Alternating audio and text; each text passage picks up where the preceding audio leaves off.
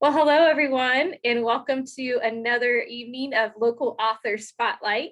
My name is Sarah Webb. I'm the Community Engagement Librarian with the Clark County Public Library, and we are here featuring Miss Angela Henry, and there she is. Hi, Angela. and all of her lovely books that she's written. Miss Nancy Flitchball over here has got some really neat features for tonight's program. So I'll let Nancy take it away. Okay, well, thank you all for coming. And it's really exciting that we have such an amazing local author as Angela. Thank you for coming tonight to hear, first of all, a little bit about her story, and then she's going to read from her book, The Night's Fall. And then after that, we'll have time to talk with her. So as you're listening to the first things, maybe think of some questions that you would like to ask Angela. But anyway, I really enjoy reading her books. And so I'm happy that we're here together to celebrate and learn more about our local author, Angela Henry. So our first video we're going to show is an introduction to Angela and an interview that I conducted with her. And so you can go ahead, Steve, and start to show our.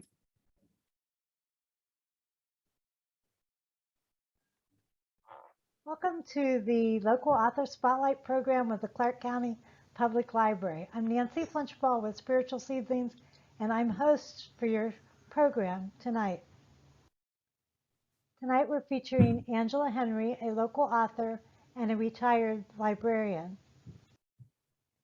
Angela recently retired from her job as a librarian with the Clark State Community College Learning Resource Center. In addition to writing, some things that Angela loves are people watching, eavesdropping, B-horror films, traveling, and anime. Angela lives in Ohio with her Chewini and her husband. This month at the library, we are featuring Angela's book, The Night's Fall, the first book in her Xavier Knight Urban Fantasy series, which was published in 2015. She also now has a second book out, The Night's Shade. Our library has several copies of Night's Fall, so make sure to check one out and come join us on Tuesday, March 3rd at 6:30 to discuss this book after you've read it. It's really quite a fantasy. I know I've read it, and I'm looking forward to reading The Night's Shade to continue the saga. Angela started her career as a mystery writer and has 6 mysteries out in her Kendra Clayton series. She's also written The Purest Secret, a Maya Sinclair thriller, which I've also read and highly recommend. Under a pen name of Angie Kelly, she's written The Labyrinth Society, which is a middle grade fantasy novel.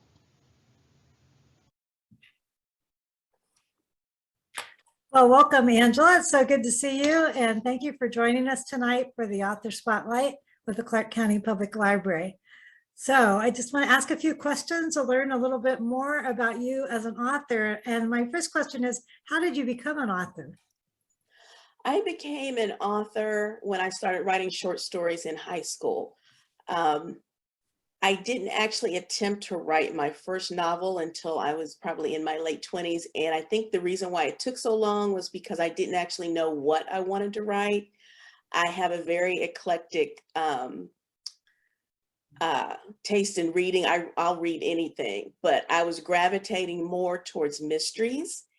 And another reason why I started writing mysteries was because I just wasn't seeing myself as a Black woman in the mysteries that I was reading. There were very few African-American female authors at the time. Thankfully now that has changed, but back then I decided I wanted to contribute. So that's when I started writing mysteries. Okay, so you had probably a sense from high school that writing was something you wanted to do. It just took you a little while to figure out your niche and where you're going to go with that. Right, exactly. So since that time, you've written quite a few books, and this month at the library, we're featuring your new series, the Xavier Knight series, and especially The Night's Fall. So what motivated you to write this book, which I guess you call an urban fantasy? Well, I don't know if you remember the USA Network. I don't think that's around anymore, but there was a show on there called Burn Notice. And it was about a spy named Michael Weston, and he got burned by his agency. He was out in the cold. He was trying to figure out who had done this to him. And, I was sitting there watching it one day, and I thought to myself, wouldn't it be interesting if Michael Weston was an angel and he got kicked out of heaven and he doesn't know why he lost his wings? He thinks it's one thing, but it ended up being something else. So the idea kind of went from there. So, and actually, when I first started writing the series, it was written from a female character's perspective. But then once I started writing about Xavier, his voice just came through so loud and clear that I switched perspectives to he became the main character. So he was just going to be kind of a side character, but he became the main character. Well, it's such a wonderful creative story. The angel falling down from heaven and then having to change his whole perspective. I thought it was very engaging. I just finished the book. It's great. What was challenging about writing that book? The book is set in New Orleans, and I was in New Orleans the year after Katrina for the American Library Association conference, had their annual meeting there. So when I decided to write the book and set it in New Orleans, there were a lot of things about the city I didn't remember. So, and I didn't really see myself going back anytime soon. So I had to use Google Maps and Street View in New Orleans to describe the surroundings. So that was a little bit challenging. But other than that, the book pretty much wrote itself. I was telling somebody a little bit about the book, and they said, "Oh, New Orleans, that sounds like the perfect place to have the underworld and the dark and the light going on." But yeah, it's very cool. Okay, so why would you recommend or encourage somebody to read this book? Well, I would encourage you to read it if you like urban fantasy. People who love urban fantasy, which is basically fantasy that's set in the contemporary modern world. I think that they would enjoy it, especially if you want to see, again, like with mystery, there aren't a lot of people of color writing urban fantasy. So if you want to read an urban fantasy book that features diverse characters, then I would say definitely check out Night's Fall. Great. Okay. And I'm a white person. I enjoyed the book too. It was very fascinating. And I have to admit, I haven't really read urban fantasy. So this was my introduction, and I can see why people really enjoy it, and you write it so well. So I would encourage all of you listening to read this book if you have not yet. So a lot of people want to write a book, but don't actually accomplish that. And you've written how many books now? 10? The sequel to Night's Fall, which just came out last month, is Night's Shade, and that's my 10th novel. 10 books, yeah. So how did you manage to finish 10 books? Well, it was easier. I started out my writing career traditionally published by a publisher. And when you sign a contract with the publisher, you have your dates that you have to turn in your books written into your contract. So if you don't turn in those books on your deadline, that's, you're in breach of contract, and it can just cause all kinds of things because they schedule these books so far out in advance. So I was kind of lockstepped into that process. You sit down every day, you write so many words. For me, it was like 1,000 words a day. It's a little more challenging now because I'm an indie author. So I don't have a deadline except the ones I make for myself. And, they're easy to kind of blow past because there's no consequences there really. So, but I would tell anybody, make a schedule, sit down and, put a timer. I do something called the Pomodoro method, where it's 25 minutes of focused work and then 5 minutes of rest, or whatever works for you, and just get those words out. And they don't have to be perfect. You can clean it up at the end, just get some words on the page. Yeah, so a regular writing discipline, and something you've got to motivate yourself now rather than having that deadline. Exactly. That's hard. So tell me about your other books. We have several series started and completed. So I also, what I started out writing was mysteries, and I have 6 books in my Kendra Clayton mystery series, and she is a teacher / restaurant hostess who solves crimes in her small town of Willow, Ohio. And that's at 6 books currently, and I'm due to start the 7th book soon. And then I have a thriller that's set in Paris, which features a librarian named Maya Sinclair. It's kind of a Da Vinci Code-esque kind of thing. And then I have a middle grade fantasy novel for, kids like 8 to 12 called Labyrinth Society. And I wrote that under a pen name, Angie Kelly. Okay, so what other writing projects do you have in the works right now? You mentioned another one on the Kendra series. I'm working on book 7 in the Kendra series. I'm kind of toying on whether I want to try and do another Labyrinth Society book. I'm kind of on the fence about that. And I would love to do another sequel in my Maya Sinclair thrillers set in Paris. But beyond that, I would like to write kind of a Gone Girl, Girl on the Train, kind of domestic thriller kind of thing. I'd love to write one of those. But yeah, I have all of these books in my head. The problem is getting them out of my head onto the page. So you just write one book at a time. So yeah, I can't focus on more than one book because, I know other authors that can do that. I know authors that can write a book a month. I just can't do that. Yeah. So what advice would you give to somebody who wants to write a book? Well, once you figure out what kind of book you want to write, I would say one of the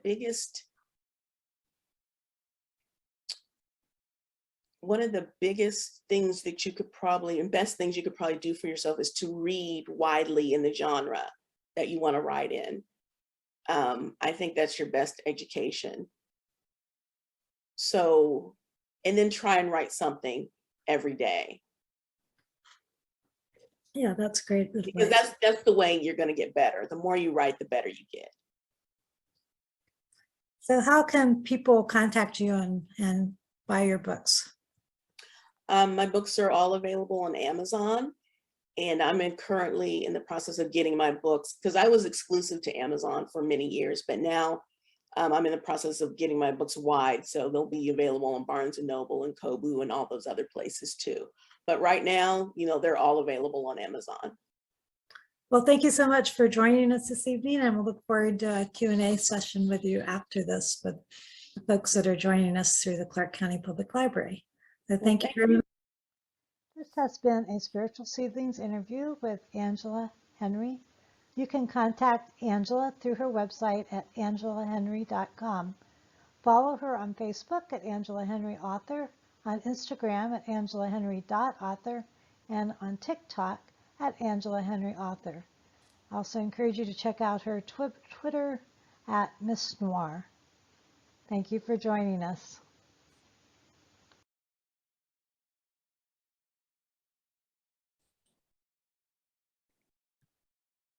Okay, and now we would like to have a short reading where Angela is reading from The Night's Fall. And then after that, we'll open it up for questions. Or did you want to say something, Angela? No, not right now. I just noticed you weren't muted, so I thought maybe you're getting ready to say something. Oh, no. I want to cut you off. Okay, so Steve, could you bring up the reading? Detective novel, Night's Fall. Forget everything you thought you knew about cherubs. They aren't chubby and adorable baby angels with tiny wings, lounging on clouds and blowing trumpets or playing harps. 500 years as a guardian, and I could never figure out where that image came from. While their wings are smaller than other angels, cherubs are short and stocky, with muscular arms and legs, made for labor and working long hours doing the jobs no one else wanted to do. Among many other things, they swept the walkways and staircases, polished the glut of marble and gold, kept the hinges oiled on all the doors, repaired any water damage caused by mist from the clouds, and kept all the items stored in the archives shelved and in order. Cherubs are the janitors of heaven. The cherub I tripped over had been crouched on the other side of the door and was now scowling down at me, with a screwdriver tucked behind one ear as I lay on the floor. Marius? I was unable to believe my luck at running into a friend, though he hardly looked friendly now. Who are you? He growled as he continued to scowl and squint at me. It's me, Xavier. Put on your glasses, they're on your head, I pointed out as he patted both front pockets of his work shirt. Once he'd perched the pair of bifocals on his nose and got a good look at me, he jumped in surprise and then grinned. He had a gap so wide between his two front teeth that he looked like he was missing a tooth. Is it really you? He asked in a low voice as he helped me up and pulled me into a bear hug, lifting me right off my feet. At 5 feet 3 inches, Marius was tall for a cherub. Most of them were about 5 feet tall. As he lifted me up, I got a good look at his wings, and his wings looked back at me. 2 pairs of eyes, a set on each wing, stared at me solemnly from between the beige feathers. What is this? I fluffed his feathers once he put me down. You tricked out your wings? I'm gone a year and you've joined the All-Seeing Eye Club? Well, yeah, you know how it is, Zave. Marius looked a little embarrassed. I've got to stay on top of things around here. And it's only 2 pair. I'm not wall-to-wall eyeballs like some I could name. Cherubs don't have any special powers. None. Their wings are so small they can't even fly. And to be honest, they don't need special powers since they never leave heaven. So in an attempt to level the playing field, some cherubs embedded objects with certain powers into their wings, the most popular being all-seeing eyes. And their purpose was purely for gossip and information gathering. Cherubs tend to blend in and go unnoticed as they work, making some of the higher-ranking angels treat them like pieces of furniture. Unaware, as the cherub is working, the eyes in his wings are watching and recording everything going on in the room. For example, the angel in charge of the Archive of Imagination was using wing extensions on his pitiful 20-inch wingspan. Cherubs then trade or barter the information in exchange for extra food, lightened workloads, or more bling for their wings. Wait a minute, Marius looked around. He grabbed my arm and pulled me into a utility closet near the door. How in Hades did you get back up here? I've got my ways. Much as I liked Marius, I wasn't about to give him information to trade on the heavenly rumor mill so he could get out of shelving duty for a week. Well, not much information anyway. What are you doing here? Something's not right, Marius. I think I may have been set up, but I need to look at my last book of fates to be sure. Well, I could have told you that case they had against you stank to Hades and back, but I never saw you again after your arrest, and then you were gone. What are you talking about? Could I have been the only one who didn't suspect I'd been framed? Compared to me, you're just a kid, Zave. I've been around for 2,000 years. You're the only guardian I know of who got clipped for doing the cha-cha with a mortal woman. Marius blushed at that last part. You know I didn't get clipped for doing the cha-cha. I got clipped because of what happened to my charge while I did the cha-cha. And you know you're too old to be using words like cha-cha for sex, right? All I know is this, said Marius, turning serious. You are the only guardian I know of who got clipped for losing a charge while frolicking with a mortal. It was a sad and tragic accident, but not a clippable offense by any means. Are you sure? I couldn't have heard him right. How could I be the only angel clipped for what I'd done? Surely there'd been others. Then I thought about Letitia Moody, saying she'd never heard of such when I told her my story. I'm as sure as I'm standing here, my friend. Angels get their wings clipped when they violate heaven's code, usually for intentionally killing humans or plotting against humanity. The rest willingly give up their wings to live among humans. So someone must have wanted you gone for some reason. You must have made an enemy. So it would seem. But why me? All I ever did was my job. Who could I have pissed off so bad? Only one way to find out. You've got to get into the archive of unintentional loss.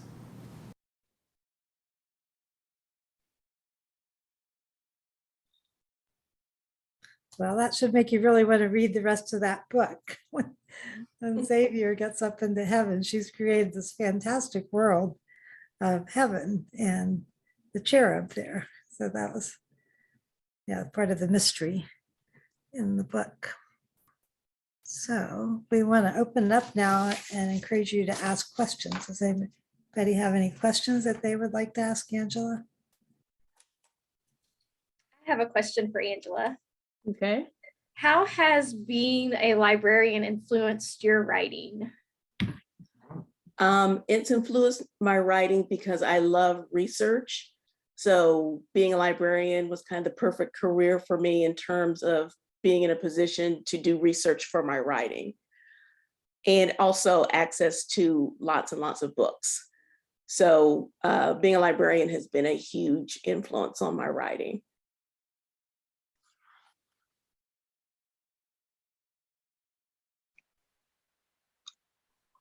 Excuse me. Go ahead, Renee. Sure. Do you have any authors that you appreciate? Some of your favorite authors within the genre or outside of the genre? When I was younger, I read a lot of like Madeleine L'Engle, who wrote A Wrinkle in Time. I really admired her, so I love those books. So it's kind of my entry into fantasy. Also C.S. Lewis, Lion, Witch, and the Wardrobe. And for mystery, I would say one of my big influences was an author who died. I think she passed away maybe a year ago. Her name was Barbara Neely. And she wrote a series called with a main character named Blanche White. She was African-American, domestic, and she solved crimes. And that was kind of, when I read her book, that's when I realized if she can do this, then I can do it too. She was a Black woman writing mysteries. And she gave me the encouragement to start writing my Kendra series. So she was a huge influence on me too. Okay. Thank you. Thank you for your question. You mentioned in the interview that when you first started, there weren't very many African-American mystery writers writing with African-American characters, but now it's blossomed and that's no longer quite the case. Does that kind of create an association of authors that you can work with and network with and promote your books together? Yeah, there are a lot more of us now. I belong to a group called Crime Writers of Color, and it's a great group. And we commiserate with each other and we bounce ideas off of each other. We just share our news and our accomplishments and everything. It's a great group to be in. We encourage each other.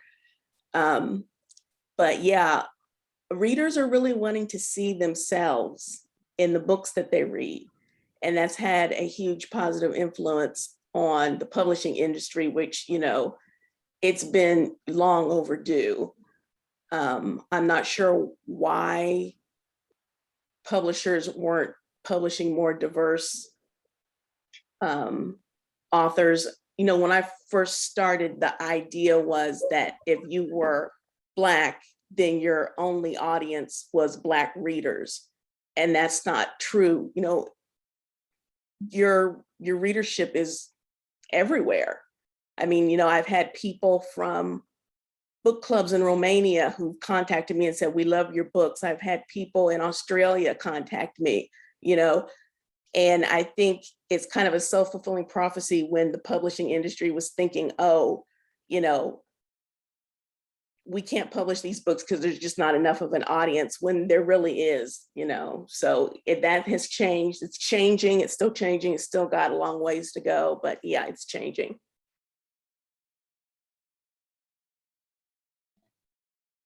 Yeah, I had a question. What's the process as an author of like flushing your characters out, how they're going to act, how the world is going to be set up around them? And how long does it normally take you to, figure that out? Because, you would have the tendency as an author to, well, I want my character to be Superman, but he can't be. Usually what I do when I get an idea for a book is I write a detailed synopsis. So I go through and I list the characters that are going to show up and what their attributes are going to be, what they're going to do in the plot. And then I just plot out chapter by chapter what's going to happen. And usually what happens is the characters evolve as I write. So they may end up one way, but as I write, they evolve into something else. Like, for example, my first book, The Company You Keep, there was a character in there that was supposed to die. And probably a third of the way through the book, I realized how much I enjoyed writing about her. So she made it, you know, she lived, and now she's kind of a side character that pops up in a lot of my other books. So I would say I have a vague notion of what they're going to do and who they're going to be. And I'm sure Nancy and other authors can tell you, as you're writing is when the characters evolve, and they may not end up the same person by the end that they were when you thought them up in the beginning. So that's my process. Thank you for your question, sir. You are welcome.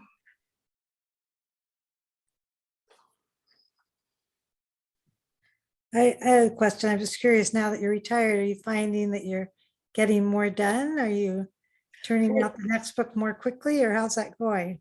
Well, you know, since I'm an indie author, I kind of have to do everything. So writing ends up being a small part of it, and the rest of it is marketing, scheduling cover design, social media, formatting, and all of that.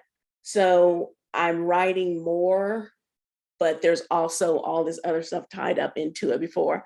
And I think I told you when we talked before my interview, I don't see how I worked a full-time job because I have so many other things to do now that's taking up my time. So it's like, no, I don't have a 9 to 5 to go to, but you just quickly fill that in with other things. So, but yeah, I do. I have been writing more now that I don't have, you know, other things I have to do, like a 9 to 5 to go to. So yeah, it's been easier in some ways.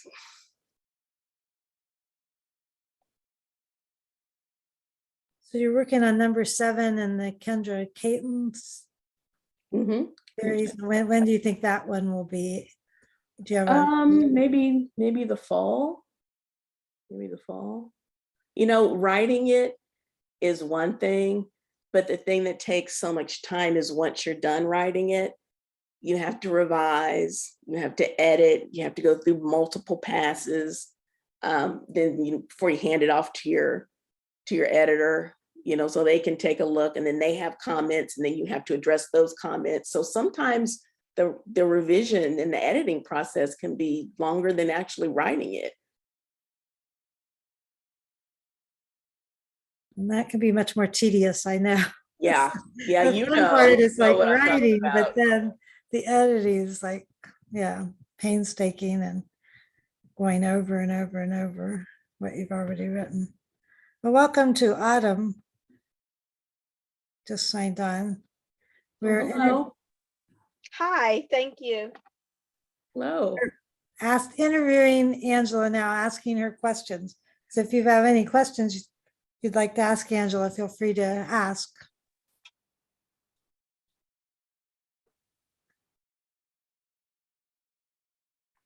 Jackie, do you have a question?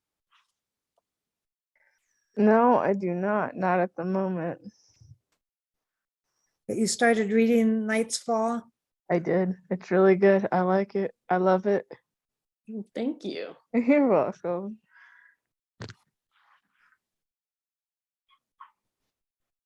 Yeah, it's such a fantastic world that Angela's created in that book. Very imaginative, and she just writes it beautifully too. It's just like, Oh, thank you. great writer. Thank you. Steve, do you have a question?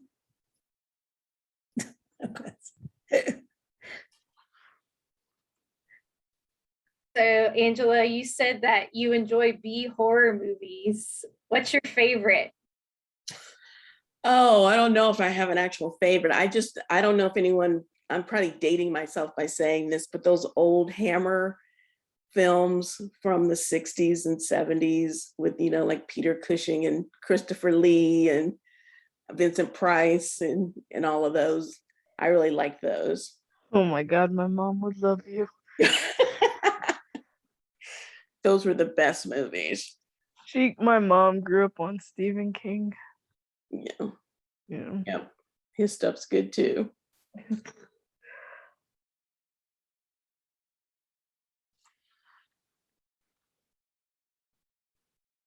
I wonder if you ever thought about or how you attract movie contracts for your books. Yeah, I'm in the process of trying to figure that out.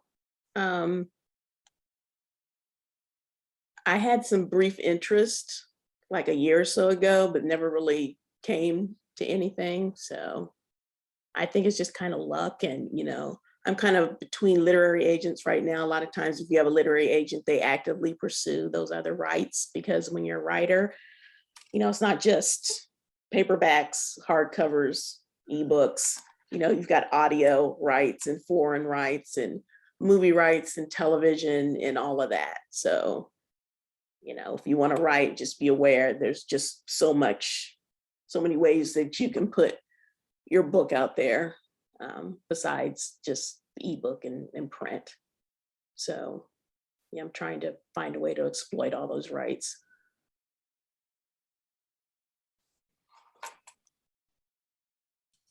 So if you had an actor playing your character Xavier, who would you like that actor to be? Like, who's your when I was writing it, there's an actor named Daniel Sunjata, I think his name was, who I thought would make a good Xavier Knight. I don't know if he's been in anything recently, but he kind of had the look, if you look at my covers, he kind of has the look as the cover model on my covers. I thought he'd be good. But I'm sure there's probably some unknown person out there who could probably do it. Yeah, I thought he'd make a good Xavier.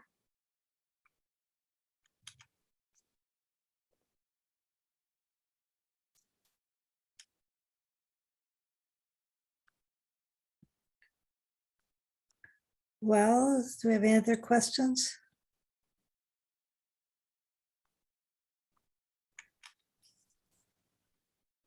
We want to encourage you to read The Night's Fall in the library. I guess Sarah's going to be talking about that. But I noticed I made a mistake in the interview part. It's actually the first Tuesday of May, and I think I said March during the interview. So at that time, we're going to have a book club and discuss the book with Angela. So I really encourage you to check it out of the library or buy it, or get a Kindle version of it and read it before the first Tuesday in May, when we'll be talking with her about it. Is that book club online? We will have a Zoom option. Okay. So yeah, this is one in a series, and we did our first one. When was that? At the beginning of the month. And we did have the Zoom set up so you can Zoom in. If you want the Zoom link, make sure to ask Sarah Webb, or Angela. Hopefully we'll also have it, and we'll have the computer set up so you can ask questions and talk about it with her. Okay, thank you.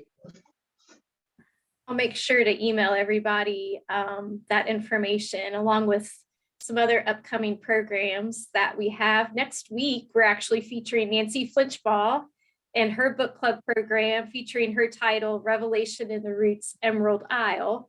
So if you're interested, that's coming up on Tuesday, April 5th at 6:30, and that's in person in the main library Geyer room. We have copies of her book available as well, so feel free to join us. Also, we are featuring on our next local author spotlight, Farzana Moon. Farzana's with us this evening. She will be featured on Thursday, April 21st at 7 p.m. on Zoom. And I'll send everyone the Zoom link to that program. And then, of course, what Nancy had mentioned, Tuesday, May 3rd at 6:30, we are going to feature Angela's book, Night's Fall, in our book club program. So we do have many copies available of Night's Fall at the library. So feel free to check one out and to come to the next book club program as well. So, yeah, we just want to thank you all for coming, and thank you, Angela, for agreeing to let us spotlight. This program will be also on YouTube and available for viewing afterwards. So if you want to share it with your fans, they can watch it and learn more about you. Thank you, everyone, for coming. I appreciate it. Thank you. Yeah. I've appreciated hearing your story. Thanks, everyone. Have a great evening. You Thank too. you. Bye. Bye. You too. Bye.